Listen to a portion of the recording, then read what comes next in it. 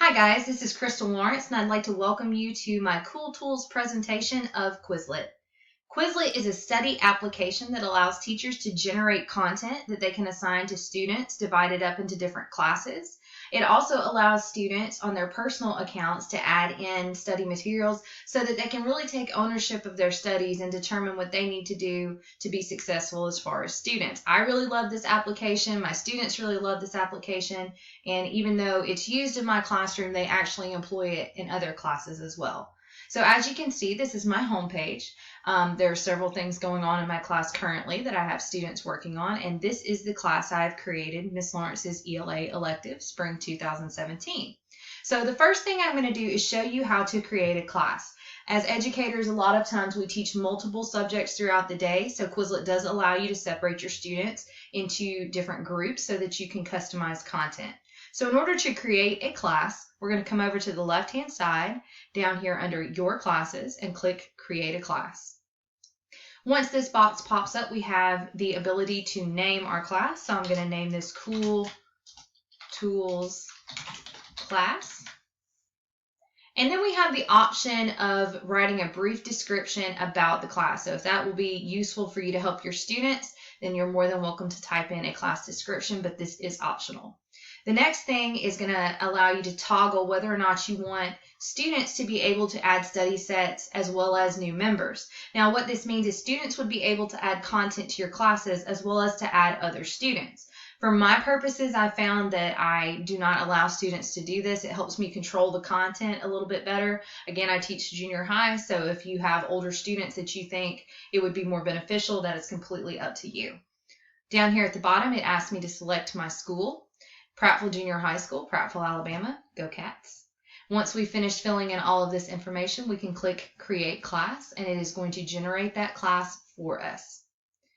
Now that we've created our class, we do have to add some students and add members to our classes. So in order to do so, we're going to come up here to the upper right-hand corner and click Add Members. Now we have a couple of options as to how we can go about doing that. If you are a Google Classroom, you can actually send invites by linking with your Google Classroom. You can enter usernames and email addresses if you want to do a bulk invite, but it does limit it to 150. Good luck typing all those in. Or you can share the automatic join link. This is what I normally do. I post this link where students can access it. They click it, and then they are automatically enrolled in my class when they set up their accounts. So those are your options for adding in your members. So once you've added in members, we need to generate some content. So we're going to add a study set. Now you can click here, add a study set. Since this is our first study set, you can click here or here in order to generate content. So we're going to click Create so that we can create one from scratch.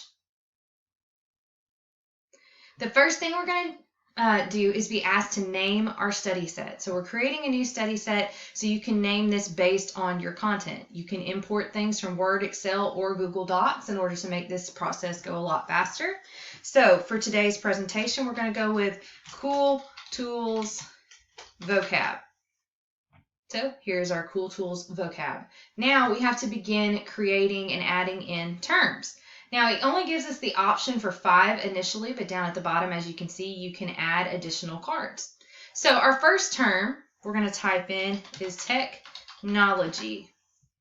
Now it's going to give me the option of auto-defining, adding an image, and add a voice recording. So if I have a specific definition that I want students to know, yes, that is English. As you can see, it asks you about different languages. So if you have ELLs or you're a second language teacher, you also have those options as well. So you can translate things and help your students in that way. So we have technology, and we're going to come over here. If you have a specific definition that you would like to use, then you can type it in at this time. Or if you would like to auto-define, click English. And it's going to give you options of ways to define that word that have already been used on Quizlet. So we're going to go with the application of science to help people as the definition for technology. Now, image association has been found to really assist students in the ability to recall information. So if you would like to add an image, you can click Add Image, little icon here, and you can upload your own image, or they will provide you with several stock images that you can use instead. So this is actually a very quick process. I'm going to go with the cell phones because we all know our students cannot seem to separate themselves from those. Now, if you would like to add in a voice recording, if there's an audio component or you have students that would benefit from that, you can add in your own voice actually pronouncing or reading out this information. Students can do that as well for themselves. All right, so we're going to add in a second term. Come over and auto-define it. See, we have a translation here. All right, so we're going to go with an electronic device that receives data, processes data, stores data, and produces a result. Again, we're going to add an image to help our students learn their information. So once we've gone through and we've added all of our cards, we're going to click Create. Now, I've added up to 100 terms at any given time, and the program has worked just fine. So you do have that option. Now we have the option of sharing our information that we've just created. We can share it on Twitter, Facebook, add it to a class or folder, or share. Again, we have a link that we can share where others can access that information. We're going to add to class or folder, and we're going to make sure we add it to our Cool Tools class. Now all the students in that class will have access. So we've created a class, we've added content, and now I'm going to show you the options that students have to study information. The first thing I'm going to show you are the flashcards. I always ask my students how many of you have ever made flashcards to study, and most of the class will raise their hands. So this is just an electronic flashcard. Now to customize our study session, we're going to come down to this lower left-hand side and click Options. Now we can study all the content or starred. We're going to talk about starred in just a second. We can start with the definition, we can start with the term, or we can do both. And then we can also toggle the audio off if we'd prefer not have that. So we're going to start with the term. Now, as you can see, we have an electronic note card that begins with our term. In order to reveal the definition, we click the card and it's going to show us the definition. Now, we can use our audio, we can edit, or we can star this. What starring means is that we're going to say, okay, maybe we're struggling with this one, or we need to study it a little more. So we're going to cycle through all of our cards, and now it gives me the option of studying all the cards or just the starred term. Now what I tell my students is you don't need to waste time studying what you already know. You need to review it, but we definitely need to focus more on the ones we don't know. So this allows students to kind of make that judgment call. Play allows you down here on the left to cycle through the cards automatically, and shuffle will actually mix them up for you. So we're going to go back. The next option is called Learn. Now I tell my students there's a huge difference between recalling information and recognizing information. Recognizing information means you see something that helps you remember it.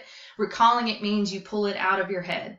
So this is a combination of those two practices. It's going to give them the picture, it's going to give them the definition, and it's going to ask them to type the answer. Again, we can customize our study session by clicking Options, choose which ones we want to study, how we start, and whether or not we need to start over the process.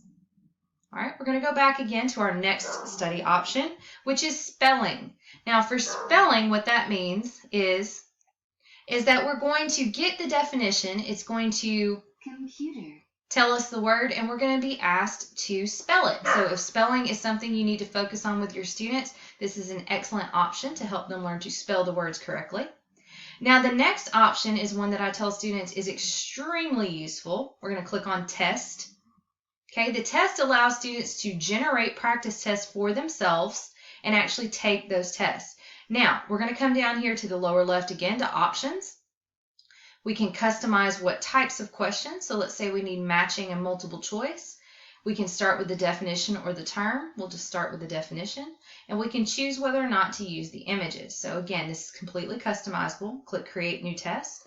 And it's going to generate a test that we can take that will also give us instant feedback. So students can click their answer, and it's going to give them instant feedback, right or wrong. Now, if you have a student that prefers paper items to study, or if you have a student that needs a makeup test, let's face it, work smarter, not harder. You can generate a test, a blank test, and you can actually come to your printing menu, and you can print out that test and hand it to your students to take with you. A lot of times for my special ed students that have requirements that they have to have completed study guides and corrected study guides, this is an excellent resource for printing those out. So we're going to move on to the next two. Now, the next two are probably the student favorites. The next two are matching and the gravity game. Now, these are both games. Students can actually compete against each other to have the best score. Match, you try to match the words to their definitions in the least amount of time. Gravity, you try to type in the correct answers before the meteors hit you and you explode. So students really enjoy these. Now, the whole time we're doing these, down at the bottom, we're actually generating data. Okay, it's going to tell you how many times the words have been missed, and students can use that to gauge their performance. All right, I'm going to go back to my homepage, and I'm going to show you the final benefit of Quizlet Live, which is the overall class review game. So I'm going to come into my class, and I'm going to select one of our study lists. This list includes 20 terms. All right, Quizlet Live is a class-wide review. It's the last of the options down here. What's going to happen is I, as the teacher, I'm going to click Quizlet Live and click Create Game. Now, what this is going to do is ask students to follow these instructions. Go to Quizlet.live. They're going to put in this code, and you will see your students' names begin popping up over here. Once you have 6 or more students, you start the game, and students have to collaborate with each other to be the first group to answer all 12 questions correctly. If they get one wrong, they have to stop, they have to review the correct answer, and they go back to 0, and then they have to jump back in the game. So this is a huge, huge, huge student favorite, and we usually have time for them to review as individuals, and then we will also give them time to review as a class. All right, the last thing I'm going to show you before we finish up today are the options for student data. Now, again, I refer back to my class just because we have some pre-established data. So I can click on a study list that they're currently working on. I can come here to class progress, and then I can actually scroll down and I can see what things have been attempted by which students. So I can go through and actually take a look at how my students are doing currently. So for example, I can see that Andrew Kavnar has done the match game and the gravity game several times, as well as reviewed all his flashcards. It tells me when he's done it and how much he's done it. So I can go through and see which students are studying. I can also go through and I can go back to the set, and I can look down and see word by word which word students are having the most trouble with. So at the top you can see that we have the sometimes missed, rarely missed.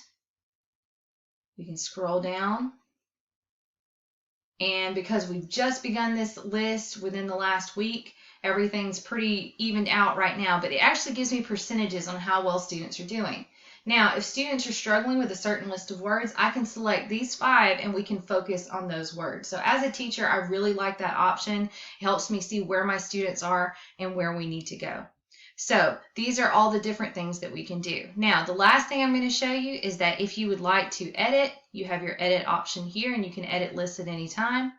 If you would like to print a series of handouts or things like that for your students, you have several options again. You can print a table, a glossary. You can print small study sheets, which my students fold in half and use kind of like a study card. Large, you can actually print index cards. You can alphabetize them or toggle whether or not to print the images. So even though it's a technologically based program, you also have that on paper feel for students that are more inclined to that. Or again, as a junior high teacher, I have students that tend to lose study sheets, so they have the option of referring back and printing these out.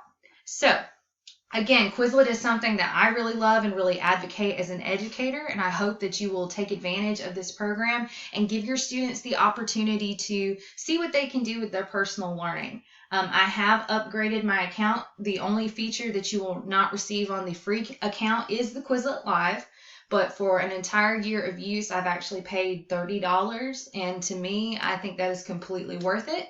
So I hope that you will take the opportunity to explore this program with your students and possibly incorporate it into your classroom instruction.